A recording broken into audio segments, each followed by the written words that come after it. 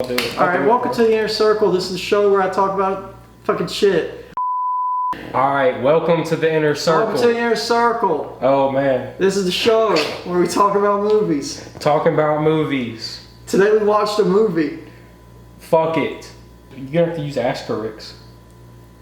Asterisk? Asterisks. I can't say that word. We watched Fuck It List. It's a movie. It's on Netflix. Some old dude told us to watch it. I don't know. Yeah, my father. Shout out Coach Woods. Shout out that man. Shout out. Put a picture of Coach Woods on the screen. Not gonna do that. Yeah, man, the Fuck It List. So it's essentially the B plot of Ferris Bueller's Day Off. If it were an A plot. I'm glad you immediately said that. One of my notes on the movie that I can't look at is that I said the Fuck It List is the Gen Z version of Ferris Bueller's Day Off. Yeah, 100%. And it go like from the movie ripping off the kind of talking to the camera thing Ferris Bueller does, which it introduces like very strangely. Because he has a voiceover at the beginning, but then he starts talking to the camera later. Very weird, but thematically, what it's going for is Gen Z Ferris Bueller all the way. Yeah, and it's mainly Cameron from Ferris Bueller's plot, but attributed to the main character. Yeah. So like, I don't even remember this dude's name. I don't think it was important. Yeah. I don't remember anyone's names in this movie, and I just watched it the other day today, we watched this movie. Yeah, and I don't remember anybody's name. Yeah. But maybe we should look that up. His name's not even in the fucking like the synopsis. His name's not even in the synopsis. It's not important. So main guy, he's kind of a straight A's, top of his class, unrelatable in any way at the start of the movie. Why is there no Wikipedia page for this fucking movie? Super overachiever type, like valedictorian kid. So the whole thing, the movie kicks off with he's tricked by his friends into coming to their senior prank night where they were like stacking chairs outside of school, something lame. And then him and his friends accidentally blow up the gymnasium and like half the faculty buildings. Brett Blackmore. I'm not saying that. Brett Blackmore is the main character. And yeah, he gets brought into the senior prank. Yeah. Doesn't one of his friends fuck up and like step on like a pipe? They did so. Okay, so they stepped on like a fucking pipe that released gas. In the science room. They did a bit with condoms. I'm not going to explain that. And then they blew up the school. But then, was it Brett? Brett Blackmore is his name, yeah. So then Brett takes the fall for bombing the school. Yeah. And gets expelled from the school, and all of his like Harvard, Stanford College shit gets denied. But he was valedictorian. It's important to know that the crux of this movie is all based on him getting into every single super smart school except for Harvard in the beginning. Yeah. So, because his parents are like big dick riders living through the kid doing shit that they didn't do. And they're incredibly, they're upset. They're like, he just got into every Ivy League school and Stanford except for Harvard. Harvard's the only one he didn't get into. And they're upset about it. Yeah, they're upset about it. But the fact that he didn't get into Harvard plays into kind of how the rest of the movie unfolds. Like, it's kind of a weird thing to be important, but it ends up being very important. Okay, but what angle are we going to go at this from? Because I just want to immediately say my biggest issue with the movie is, so it's named after his Fuck It List, and the whole thing's built around that moment. After he blows up the school, expelled from school, no college future, his parents who are focused purely on academics and stuff, don't really care about like him, what he wants. Devastated about it. They're trying to fix it. Their whole subplots, they're trying to get him back into colleges, even though he's kicked out of school. They're trying so hard to get him back into Harvard that the Harvard booster that they're going through to try to get him back in, the dad even like insinuates that the mom well, no, that she would be willing to offer herself to him if he would put in a good word again. Yeah, and then which is such an awkward scene, but it's hilarious. She even does that. Like, she even brings that up, and the dude is like, "What the fuck are you talking about?" Which is funny because at the end of the movie, when that same dude comes back, he's like hugging her. Yeah. He's like weirdly really, really hard, like hugging her like aggressively. But my thing is, so like the movie spends the whole first half almost focusing on this thing where it's like, what happens when the dream child fucks up so big to where it's all ruined? Like, what's the fallout of that? How's everybody gonna react? Which is like, it's whatever. I wasn't really that into it as a movie. As a movie, as a whole, I mean, I wasn't really into that story because it was like, it's like whatever. Like I can't relate to that kid. I'm an idiot. So I was like, whatever. Good for him. Better he blew up a school. But then he makes his bucket list and he accidentally posts it public. It goes viral, and he becomes a social media sensation, right? And the moment that happened, I was fucking invested. I was in the movie. I'm like, oh, okay, this is where we're headed. He's like an accidental social media sensation. Mm-hmm. And then he has this dude who's like a publicist be like, yo man, here's how we can build this up. And I got so excited because it's like, it would be a story of like, your academic career falls apart and in the most 21st century Gen Z way, rebuilding your future in life, because that's what they go on about the whole movie is your future. Yeah. Rebuilding your future in this new way. As a kind of a internet celebrity doing these things to be secure. But then they don't follow up on that. They just immediately dead end that plot right after they introduce it and go right back to the whole, can we get him back into school and go to Harvard? And it's so weird. It's so inconsistent. It's cool. First of all, I think it's really awesome. Great casting choice. His publicist is played by King Batch, buddy from Vine. Yeah. Yeah. I think that was a good casting choice. Oh yeah, no, he's perfect for that role. He kills it. I think with what you're saying, there's pros and cons as a whole with this entire thing, if that makes sense. It's a huge pro that the movie is about exploring yourself, not letting your parents dictate your life. You know, I don't personally like the fact that it's told through the lens of a social media story. Because, I mean, I get it. It's supposed to be current. It's supposed to be modern. That's the story we're supposed to be telling, right? But, I don't know.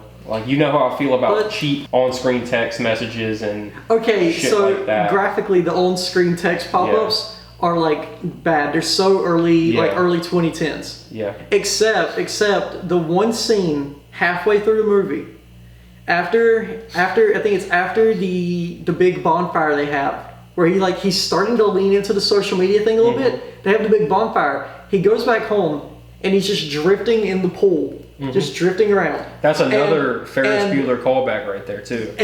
But then he just puts his phone down and you start seeing on screen for a good 2 minutes. It's a montage of all these pop-ups of people making bucket lists and tagging him and how big it's gotten as a movement. Yeah.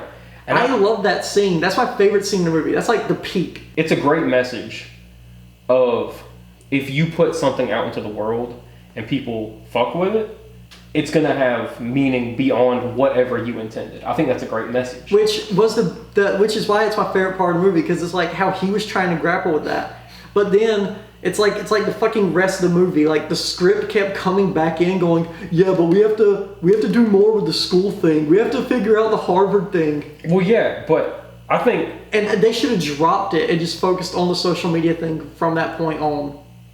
I get where you're coming from, but I also think it's important to have that as a concept, just because the parents have to learn too. The parents also have to learn hey, whatever you got going on may not be best for your kid. And it takes them the whole movie to learn it. That's another thing. The parents are so annoying. They're funny. They're funny at first. They're a good comedic thing, but you can see it's clear what their role is in the story. But comedically, it's okay. About towards that halfway point, I'm just kind of done with his fucking dad. His dad's constantly just pestering. Yeah. Makes 2 steps of progress. They have a scene together where it's great development. And then the immediate next scene, his dad's back to how he was before. His dad's like a Bryan Cranston type. But Bryan Cranston playing druthers from How I Met Your Mother. Yeah. The runtime's what, an hour 30? Yeah, that's not long. It's we're sitting at 70 minutes and the parents still have not figured out they got to let their kid do what he does. Like, that's the most frustrating part. Well, it's one of the most frustrating parts about this movie is that they just don't figure it out. And then the mom like tries to, but even then what she says to the kid to try to like console him and give him hope with what his future is going to be, it's still like weirdly self-centered on her. Right. It's weirdly backhanded and like she's done and self-righteous with what she's done for his 18 years of life. And that rubs me the wrong way. That's probably my biggest gripe with the movie. What would be your second thing? You said there's like two. Yeah, my other biggest gripe with this movie is the fact that everything figures itself out way too easily. Okay, so if we're gonna go through that, I said it before, I'll say it, the last 15 minutes can be completely cut out of this movie. It is so pointless. So there's a point after the list blows up and it's really big, and it's like there's some scenes with him and his parents, and they're still kind of in denial, even though they're trying to understand how the social media thing's working. And there's some development of him and the girlfriend who, like, we'll get back to that. And but then he sends a final. Harvard's like, oh, you're edgy and cool. Like, maybe we want you back in. Yeah. And he sends a letter to Harvard telling them to fuck off. Like, you know what? No, fuck school. I'm going to do my own thing. And I was like, and it's done in such a very finite or final way to where I'm like, oh, the movie's about to end. Like, this is a great final scene. He's sending this letter. It's really well done. It is. It's that part. And he hits send and goes to bed. And I was waiting. I thought it was going to like go to credits, but then it fucking doesn't. It's so well written. That piece about the piece he sends to Harvard, basically telling them to shove it, is so well written. Like it's the entirety of the movie put into about a 2-minute monologue. Like, why this movie's important in any way, put into a 2-minute monologue. It's so weird how they did it though, because the 2 scenes before that, it's him getting closure with his friends, and then he kind of gets closure with the girlfriend. Even though the closures, she's like, listen, I'm gonna go do my thing. You're wrapped up in this new stuff now. Peace out. Which I thought was okay. I thought that was a good ending for the story the two of them had. But then he goes to bed, and then there's 15 more minutes where the rest of the movie just goes, you know what? You told school to fuck off. They still want you, and they'll have you no matter what. And you can keep doing your social media stuff. And your girlfriend, she quit whatever her weird thing was, and now she's ready to come be with you. The modeling. And everything just works out, and it kind of ruins the movie for me. I didn't like that. I didn't like the fact that when he told Harvard to fuck off, they were still knocking down his door. And I also didn't like the love plot at all, dude. Really, at all? Not really. I mean, so I hated the constant school pursuits after like it was a closed door halfway through the movie. And I hated his parents still on that one train the rest of the movie. Yeah. What I kind of loved him and the girl. It actually felt very real. Their relationship felt real. Like, as real as like this movie could do it. I don't like how half-assed it was, if that makes sense. Like, they introduce it very early. They introduce the love story with the girl. It's like the second scene of the movie. Yeah, super early in the movie. And then they cut it off. It comes back sporadically throughout. Yeah, it comes back very sporadically, but like, I don't know. Like, I feel like it should have been more. I feel like it should have been more of a big piece of the movie instead of just this thing that they come back to whenever they can't, fucking figure out what they're doing next. But that's why I kind of like it, because like, it's not like their whole lives aren't just each other's weird romance thing, because she was already kind of seeing someone, and like they just had things happening, but they were like attracted, so they kept meeting up, and it was developing. Yeah. Which is why I preferred if the movie would have ended when he sent that letter to Harvard, because they were very sporadic and a little bit like conflicting, and their final scene together before he sends the letter to Harvard is she's like, listen, like, it's been kind of good, but like clearly this isn't really going to work out. I have to pursue my shit, and you have to keep doing what you're doing now with your list. Well, like, that's what I'm saying. And I thought that would have been a great ending for that. Well, yeah, that's what I'm saying. I think it would have worked. It would have worked as they did it if it would have ended when you said it. Yeah. But the fact that they make a big deal of it at the end, them getting together. Yeah, they give them like a happy romance ending, but... When for the past 50 minutes, there's been almost no mention of her. Like, you see what I'm saying? Yeah, like she literally is like, okay, bye, I'm going back to my home planet. And basically, she basically like tells him to fuck off. Yeah. And then... And it was great. 20 minutes before the movie's over... It's about 10. I counted those last 15 minutes. He Ted Mosby's himself to Italy to find her. Yeah. And just knows where she is. Oh, that's another thing. She keeps dropping her location. Yeah, the whole location thing. They just always have each other's location. Right, that's like called it's a trust. fucking, right. No, bro. Listen, like it's a fucking college music video. If I could get everyone I knew to constantly just find friends me, it would be a happy world. Like, that's the dream. So on the topic of things that work themselves out way too easily, there's also this, like, I don't even want to say B plot. I'd say like a F plot. Like, it's literally the bottom of plots that happen in this movie. There's a dude who's homeless.